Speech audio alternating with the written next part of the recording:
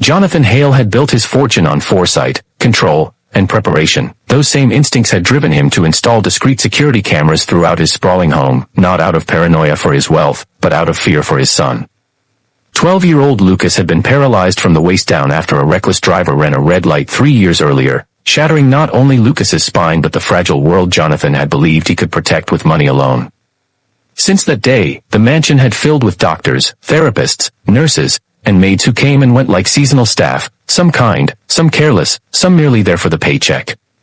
Jonathan had learned the hard way that not everyone treated a vulnerable child with the patience and dignity he deserved. A raised voice caught by accident, a rough tug on a wheelchair, a therapist who skipped exercises when she thought no one was watching. Each incident chipped away at Jonathan's trust.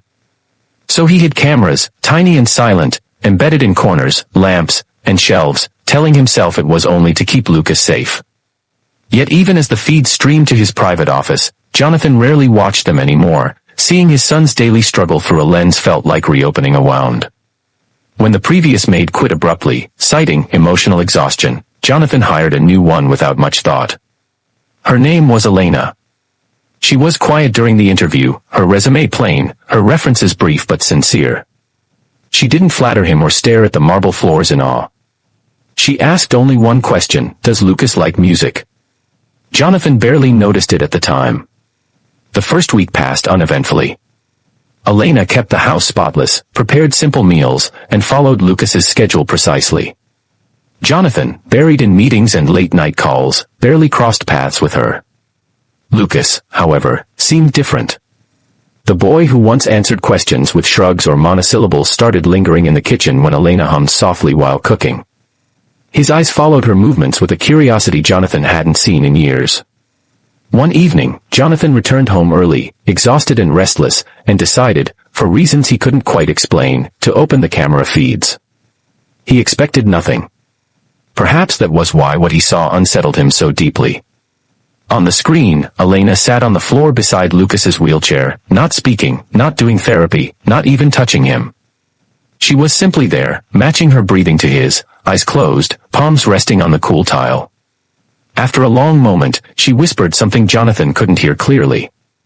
Lucas's shoulders, usually tense, slowly dropped. Jonathan leaned closer to the screen.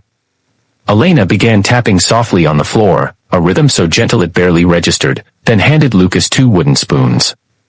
The boy hesitated, confused, then tapped them together. Elena smiled, not the practiced smile of an employee, but something raw and encouraging, and began tapping back. A rhythm formed, clumsy at first, then steady. Lucas laughed, a sound Jonathan realized he hadn't heard freely in months. Jonathan froze. This wasn't in any care manual. It wasn't therapy or routine. It was connection. The next feed showed Elena later that night, adjusting Lucas's blanket with painstaking care, speaking to him as if he were a partner in conversation rather than a burden to manage. "You don't have to be brave all the time," she said softly. "You can be tired. I'll stay." Jonathan felt a tightening in his chest. Over the next few days, he watched more. Elena never knew. He saw her read to Lucas not from children's books but from adventure novels, pausing to ask his opinion on the hero's choices. He saw her carry him, not lift, but guide, through exercises long after the physical therapist had left, turning each movement into a game, celebrating effort rather than success. Then came the moment that shattered Jonathan's assumptions. Late one night, the camera in the living room captured Lucas in tears, his fists clenched, voice shaking with frustration he rarely voiced aloud.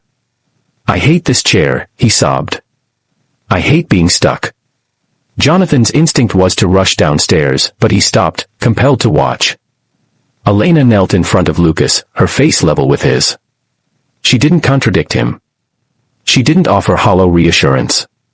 She said, "I know." Then she did something Jonathan never expected. She placed Lucas's hands on her own legs and said, "Tell me what you miss." Lucas faltered, then whispered, "Running." Elena nodded, then gently moved his hands to her knees as she shifted her weight. "Then feel this," she said. "This is movement. Different doesn't mean gone." She described every step she took as she slowly walked in place, narrating the sensation as if inviting Lucas into it. Lucas listened, breathing slowing, eyes focused. When she finished, she said, "Your body remembers. We'll remind it together." Jonathan felt tears blur the screen. In that moment, he understood something painful and humbling. All his money, all his vigilance, all his hidden cameras had protected Lucas from harm, but none of it had given him hope. Elena did that without realizing anyone was watching. The next morning, Jonathan called Elena into his office.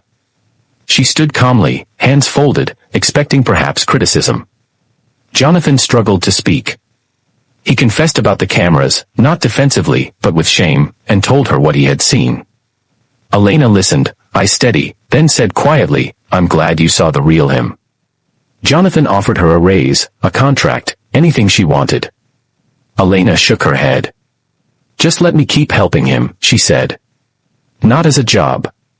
As a promise." From that day on, the cameras stayed, but Jonathan no longer watched out of fear. He watched to learn. Lucas began physical therapy with renewed determination, not because he believed he would walk tomorrow, but because he believed he was more than what he had lost. The mansion changed. Laughter echoed where silence once lived.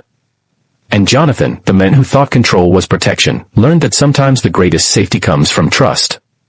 If this story moved you, if you believe that real change comes from compassion where we least expect it, don't forget to subscribe to the channel, because stories like these remind us that humanity is the greatest wealth of all.